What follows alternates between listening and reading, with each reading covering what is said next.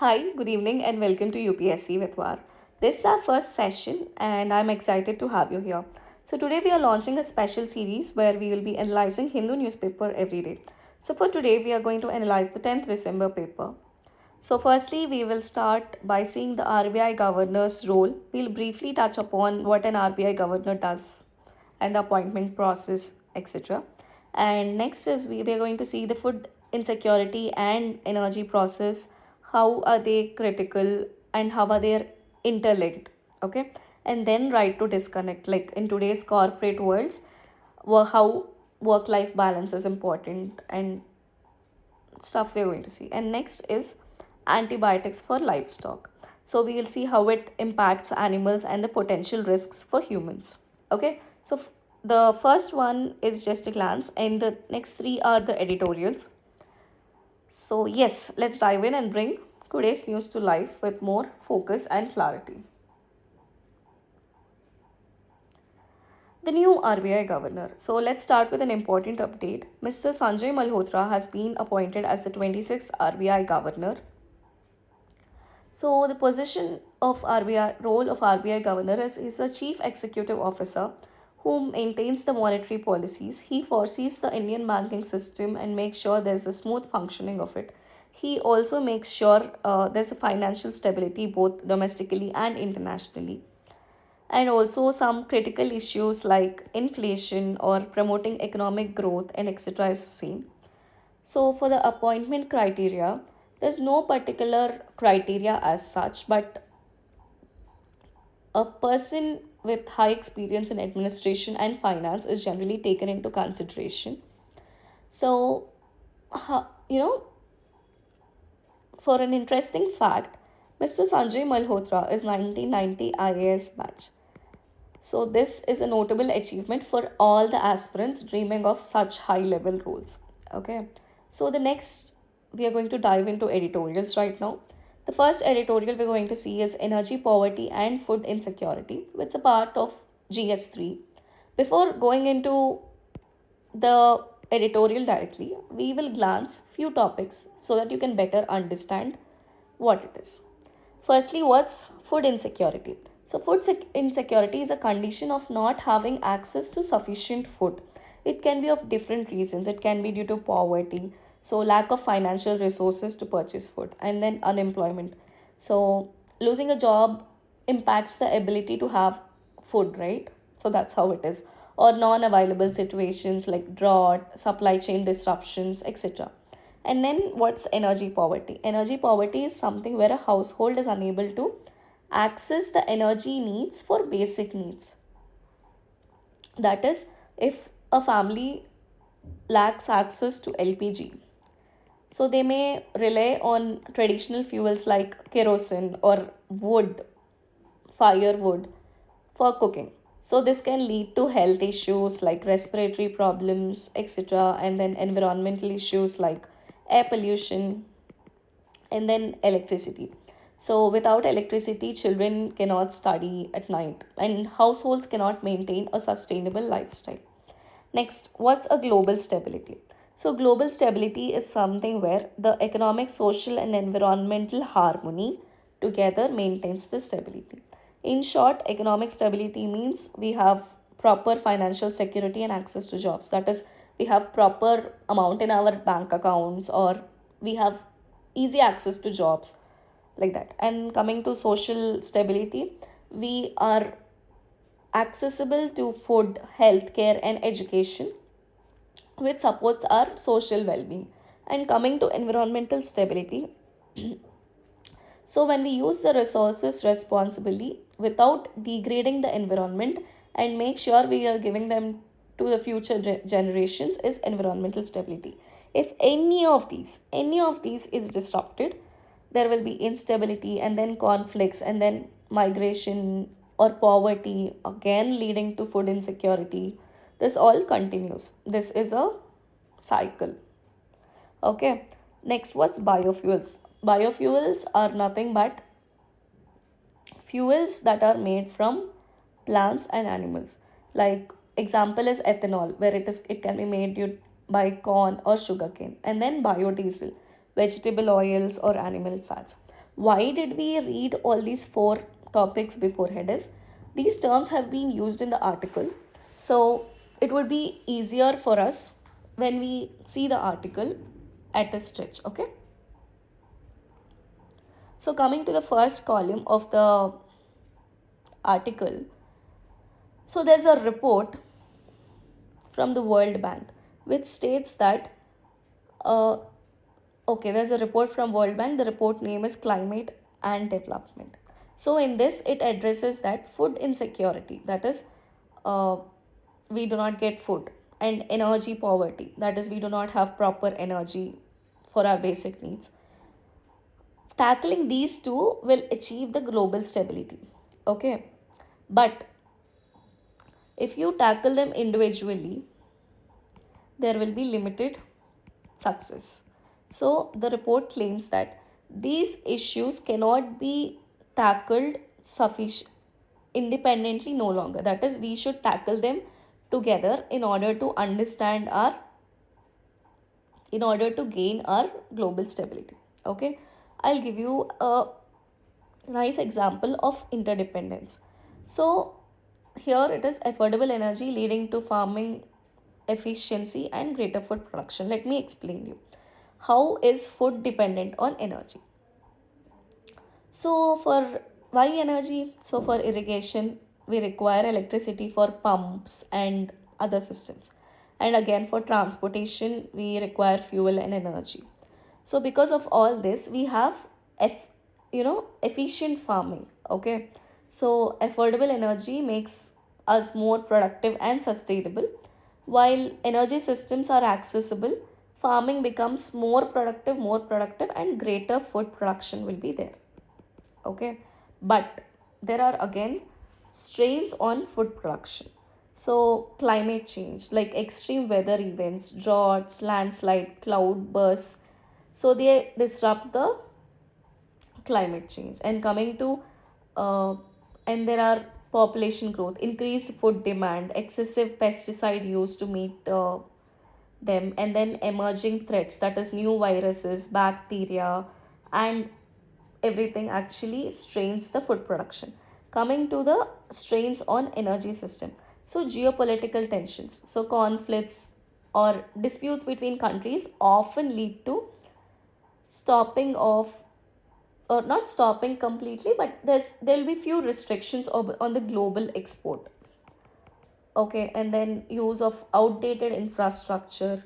And right now we are in transition from fossil fuels. Okay, but it is very, we are doing it very slowly. Okay, we are going away from fossil fuels. Okay, even though we know that all of these, we are still dependent on carbon intensive energy. Oh yeah, before that, so the authors try to tell us that we are at the edge of multiple tripping points.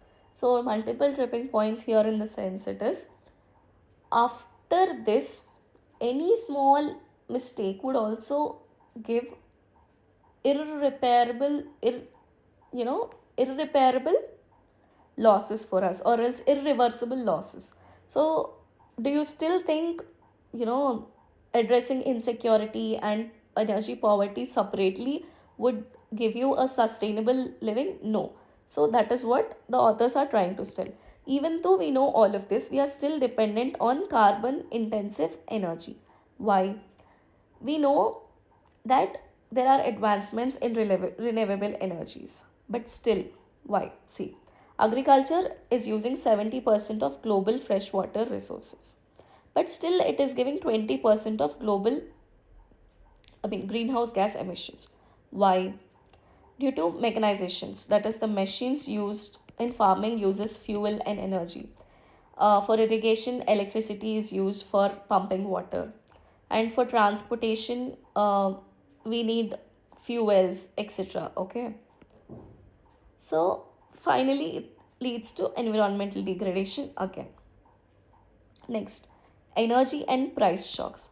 Sometimes energy prices rise so rapidly due to this geopolitical tensions or other issues as we discussed above. So Agriculture, which depends solely on energy, I mean, heavily depends on energy, it is hit the hardest. So, see, when the fuel cost increases, cost of production and transportation increases, again it affects global stability because the food cost is increased. Many low income people or poverty people cannot buy all of them, and they still go to hunger, and even if they want to buy, their poverty will still, you know, drag them. So, see, between 2020 to 23, 11.8% of global population faced insecurity, food insecurity. And by 2028, it is estimated as to raise 956 million. This is how it is. Okay. But we know we have invested five, see, we have renewable energy. Okay. By in 2022, the renewable energy investment reached to $500 billion. Despite $500 billion, carbon intensive energy is still dominant. We'll see why. Maybe because economic and geopolitical pressures, like right now, there are few projects which have to be delivered at the earliest. So, in order to start doing research and development on other, green energies and all, people tend to use them for fast deliveries, and geopolitical pressures, like, by this time we need this, so that all happens. And other instance, like countries like US, Brazil, they prioritize energy exports or domestic energies security, so delaying the transition to clean energy. This is what happens. See, energy poverty and sharp global inequalities. Low income countries are the they use very small fractions of global energy. Like, how much, this is a low income country, it has less square area, so they'll use less global energy only, right? But if something happens to the supply disruptions, they are the first, countries which are affected very, very badly. Why? Because uh, they cannot afford to buy energy at higher prices, right? And they also have limited financial resources to build a new energy resource for themselves. So let's see the sub-Saharan Africa example. So the fertilizer usage here is basically very low compared to the global average, directly impacting the agriculture productivity. So see, because of this, we have food insecurity over here also. In 2021, they have spent $1.9 billion on fertilizer imports, so that, you know they can increase their productivity and stuff. But despite increased in spending, food insecurity persists because fertilizers are not being used effectively, or there's no proper care. Okay, this all section actually highlights how energy poverty and limited resources make it hard for the low income countries. Okay, even with increased spending, due to limited resources, and low income countries actually face these issues. And the next great thing is agriculture reliance on fossil fuels. Let's see this. So, for the fertilizer production and all, we need natural gas. If, sorry, yeah. So, now when natural gas, sometimes due to geopolitical tensions, they will increase the rate. Once this rate is increased, again fertilizer prices goes up, and then again global food costs goes up. Again, the same thing is like a vicious cycle where again we'll get food insecurity. Okay. Next, we have see there was a shock when China banned phosphate fertilizer supply chains. Okay, when they banned all of these, all countries which were exporting, maybe the reason, I mean, the reason for the ban is uh, they prioritize their domestic needs. Okay, so now because of this, many countries, China is a major exporter of phosphate, which is essential for agriculture worldwide. This ban disrupted supply chains, creating shortages and increase in prices even in countries like India, which agriculture is severely dependent on fertilizers. Okay, all of this is okay. So I think by we have a little hope on renewable energy, which is great because renewable energy offers potential solutions. Okay, solar power, biomass energy, all of them are there. So see here, 83%. Okay, high income countries installed 83% of new renewable capacity in 2022, but still there are challenges for low income countries. Why? Because they are expensive and they're not easily available.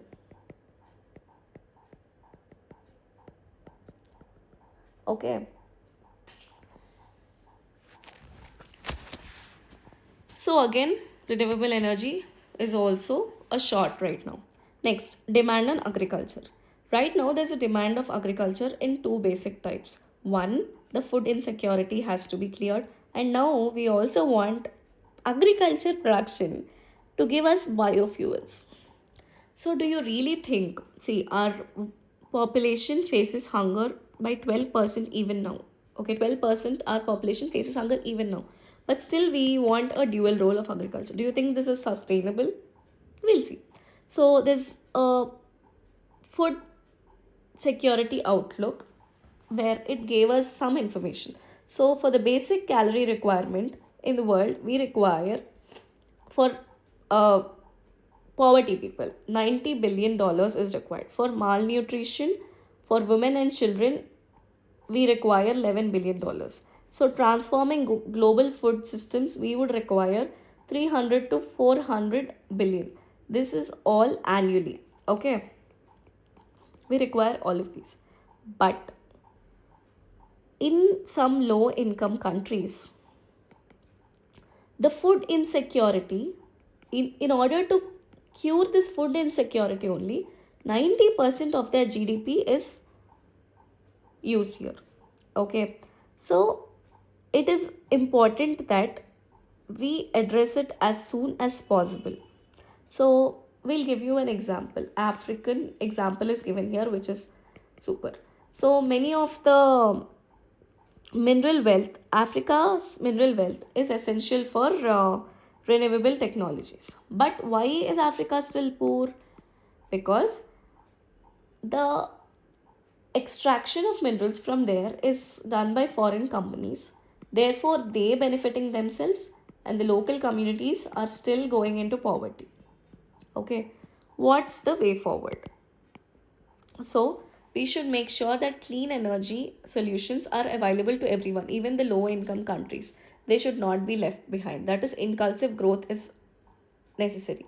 And we will have to reevaluate our agriculture processes, and we should make sure that energy and food security goes hand in hand.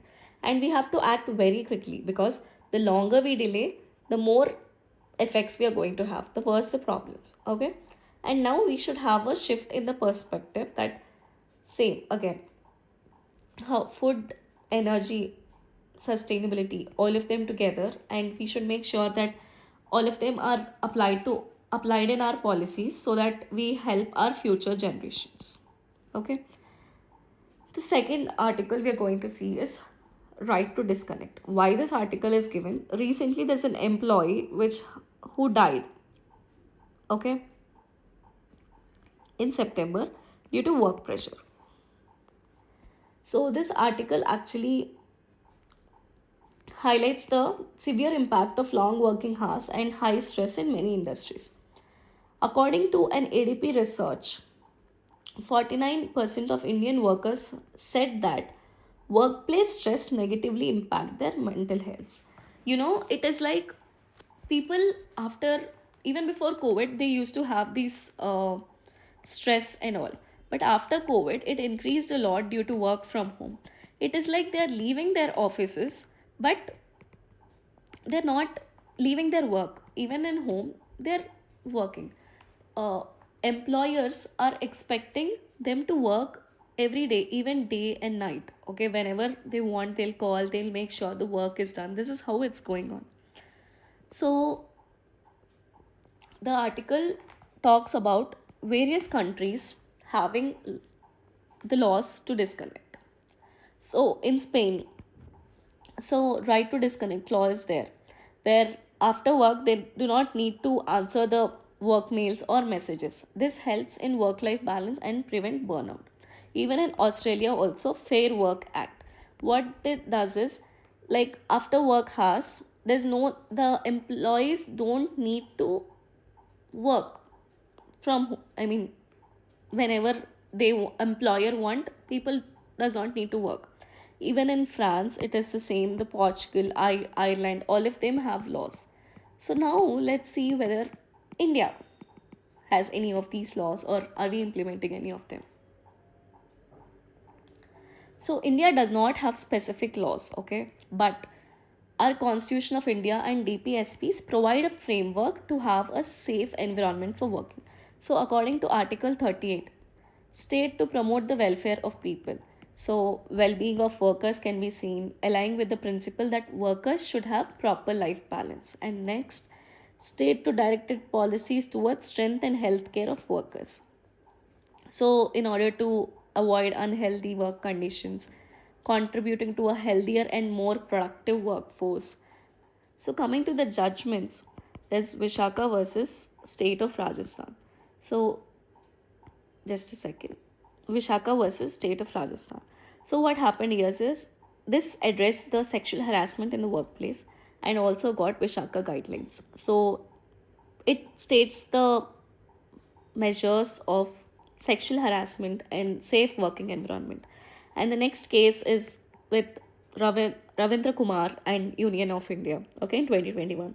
This stated that inclusive equality for person with disabilities. So there are, if there are person with disabilities in your workspace, so ensure proper facilities are given to them as well. Next, Justice D.Y. Chandrachud gave a statement that employer, that is a person who is giving you a job, should consider an employee's individual differences and capabilities. So what happens here is, if you will analyze the capabilities of different individuals, you can give equality at work. Okay, so treating all employees equally and recognizing their unique needs and strengths. Next, Praveen versus State of Uttarakhand. In this, it is stated that the superior officers cannot use their power to scold an employee excessively, especially in front of others. So, this maintains control and discipline. Next, we have Supriya Sool's private member bill on right to disconnect in 2018. So, she have introduced a private bill for right to disconnect. If there's a penalty clause as well, if a company does not follow it, there's 1% of total remuneration to the employees for non-compliance. But right now this is not in place. Okay, and we have few researches as well. According to according to Harvard Business Review, um, the prolonged work has effects on health like stress, heart disease, overall mental and physical well-being. Okay, and also there's a saying that if you're working harder, more hours, if you put more hours, you'll have more productivity. But no, a study by Oxford and BT concluded that fostering happiness in the workplace sees better productivity. That is, you should have work life balance, then only your productivity outcomes would be better. Okay, so coming to the India's path forward, so we are having an ambition to become third largest economy by 2030. So if we are going to implement right to disconnect, it would significantly boost our productivity, and also, as it is contributing to the well-being of employees and employers, we can achieve being the third largest economy because more productivity and engaged workforce is available. Okay. Lastly, we're going to see antibiotics to animals. This can be an interesting topic for non-vegetarians basically. So before going into exactly what's happening inside, we'll see what's antimicrobial resistance. Okay. What happens here? So there's pathogen. Pathogen means disease causing organism. So we are seeing it in humans first of all. So all of these are disease causing pathogens. Okay, they entered into our cells. I gave antibiotic to them. Once I given that antibiotic, it went and all of them died.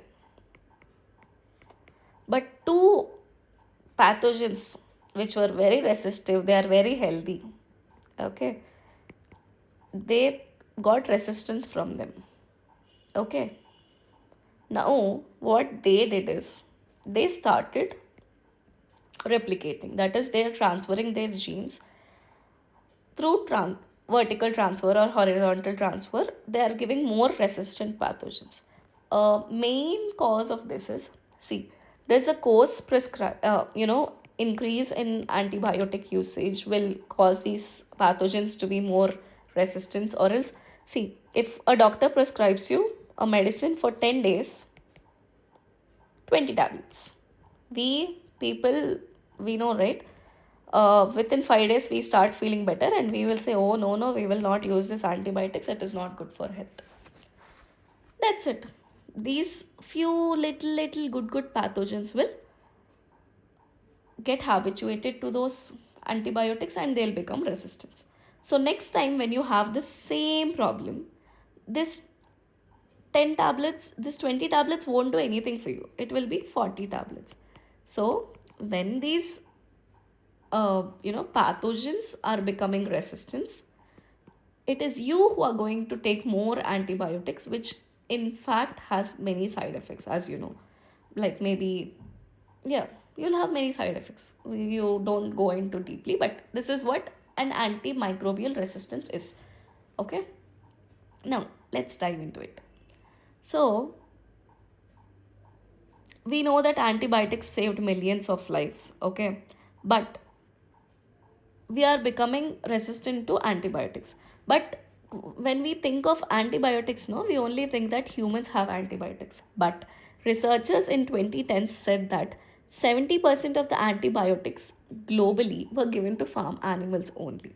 But later we did not have any, such research and data. So, what are the key risks when we overuse antibiotics in livestock? First of all, why do we use antibiotics in livestock? Okay, first of all, there are overcrowding. So even now we see hens are kept in a overcrowded farms. Okay, and then poor sanitation, stress, all of these are there in the livestock. Because of all of this, obviously there are more pathogens which will affect them. So actually they'll have to improve the living conditions, but no, they'll start using antibiotics for as a preventive method, say to prevent infections.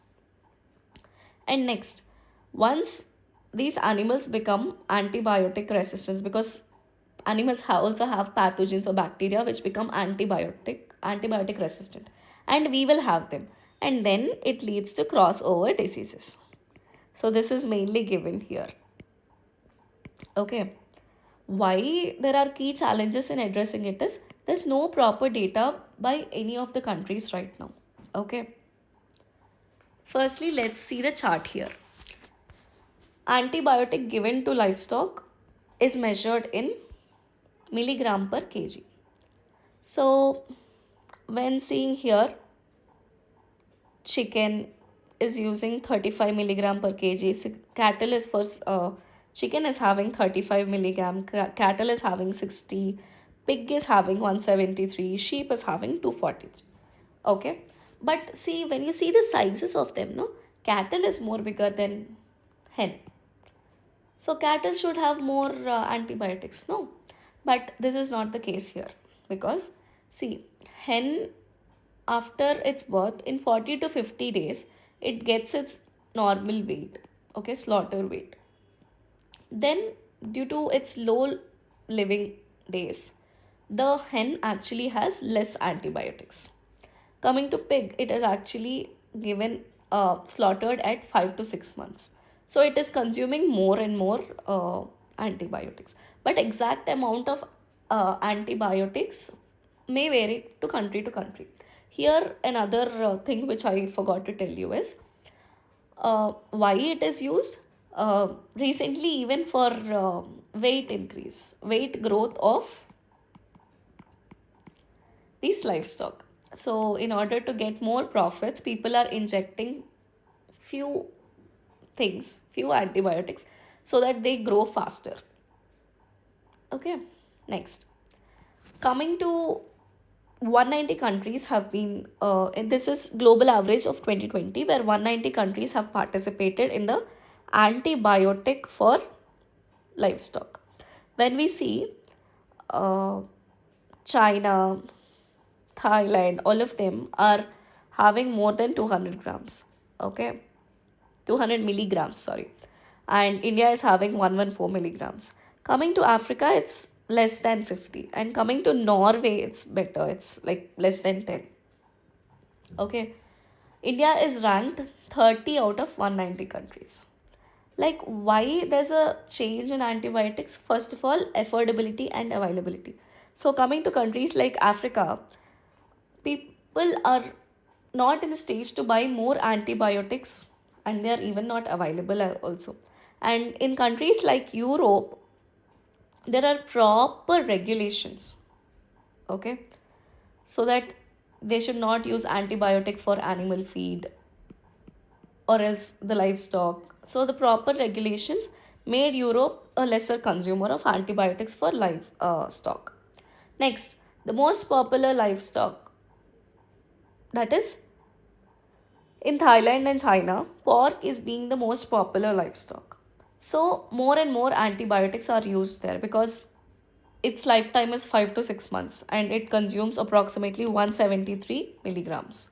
So based on all of these, the livestock antibiotic use in livestock varies. So yeah, I missed this slide before. So coming to way forward in livestock. So is complete elimination the only solution? No, because antibiotics treat pathogens. So we cannot completely eliminate antibiotics. So proper usage should be there. And next, what can be done is changing farming practices. So the major example is European countries. From 2011 to 2022, there has been drastic decrease in the veterinary antibiotics produced given to animals. Okay, so right now the best way ahead is using antibiotics, but in a limited, whenever it is useful, rather than just because of sanitation reasons and all, just as a precaution, giving antibiotics is not recommended. So that's it, be careful while eating. Next, thank you for being with me till here. If you really like this video, like, share and subscribe.